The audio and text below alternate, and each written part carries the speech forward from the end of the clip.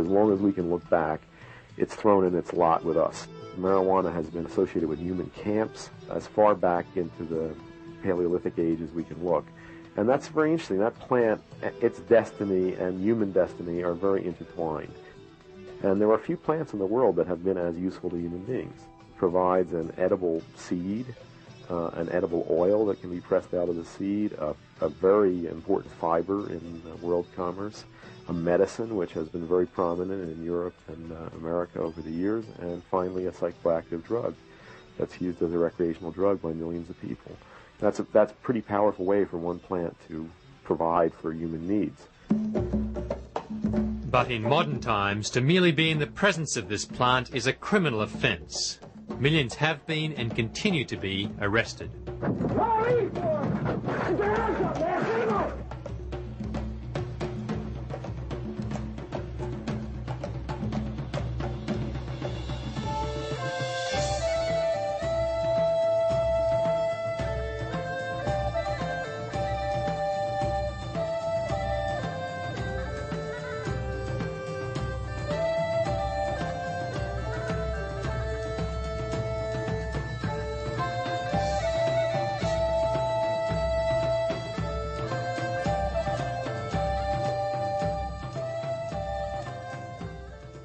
The longest and strongest fibre in the plant kingdom, Cannabis sativa, commonly called hemp, has been essential to world commerce for thousands of years.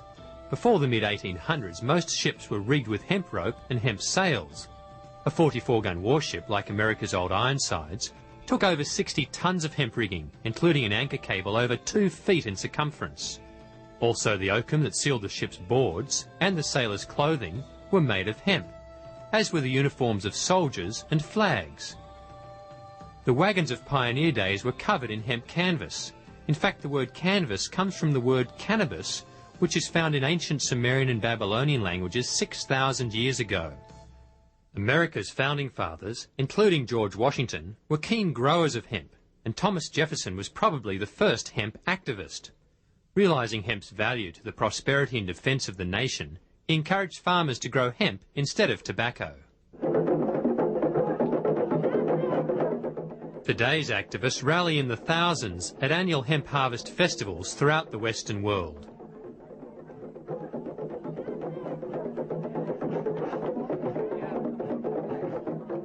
They make some pretty big and enthusiastic claims. Hemp could totally replace trees as far as making paper, all paper, from fine stationery to press board. We could build houses from it. We could stop cutting down trees the day hemp's made legal for paper. It can replace all petroleum as far as fuel, electricity, nuclear energy. How about a hemp hooray? Hemp hemp! Hemp hemp! Hemp hemp! All right, let's wake them up out there.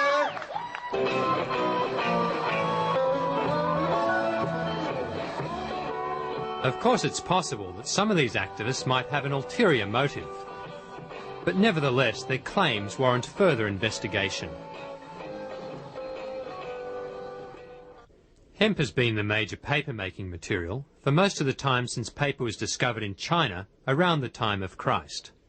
This first paper ever to be printed on, in about AD 770, is 100% hemp. By the 16th century, hemp was the material of choice for European paper makers. They made it into the finest and longest-lasting paper ever made, including the Gutenberg and King James Bibles, and many other famous works. America's Declaration of Independence was also first printed on hemp paper. Most paper of this period was made from recycled hemp canvas and old rags made from various fibres. For hundreds of millions of us today, paper is a way of life. The world consumes hundreds of thousands of tons of paper each year, and to meet this demand, hundreds of thousands of acres of forest are cut down each year. It's a worldwide crisis. In southeastern Australia, vast areas of old-growth forests are being chipped and bought by Japanese companies like Harris Daishowa. Eugene Collins is a forester turned activist. Most of these forests take in the vicinity of 150 years to mature and to provide habitat for all the arboreals that require the hollows and things like that in them. This operation will be operating on about somewhere between 40 and 80 years, which is about half of what it takes for these forests to regenerate to their full maturity. This is basically a resource grab by an industry that's in trouble. The whole operation is a biological disaster and should be stopped immediately. There's no need to be flattening these forests. We could be doing it with alternative fibres. Hemp and canap are just two of them.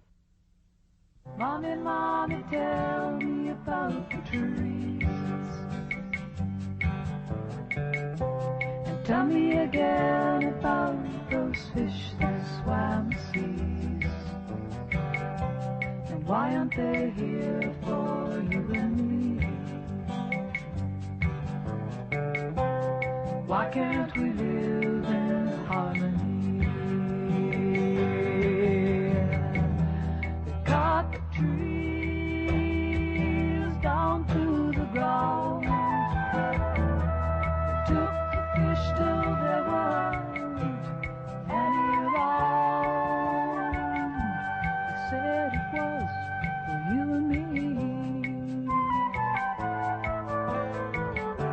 But I say it's for a growing greed.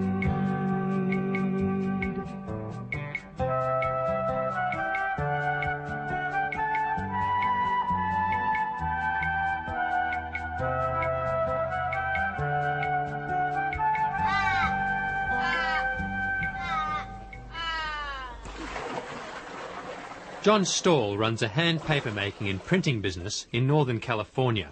He has found that hemp stalks produce the best fine quality art paper. Wood pulp is used for papermaking not because it's suitable, simply because it's cheap. And it's a byproduct of the whole logging industry.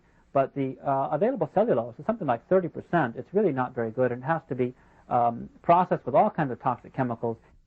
Since the invention of the wood paper process around the turn of the century, paper quality has deteriorated, and so has the environment. The water that comes out of the pulp plant, out of the pulp process, has large quantities of chemicals that are potentially toxic to marine organisms that live in the bay. Those chemicals include dioxins, they include chloroform, and a whole suite of other chlorinated organic compounds. Over 2,000 have been identified. Hemp, on the other hand, is somewhere around 77% cellulose and very few impurities, and it really is an ideal material for papermaking.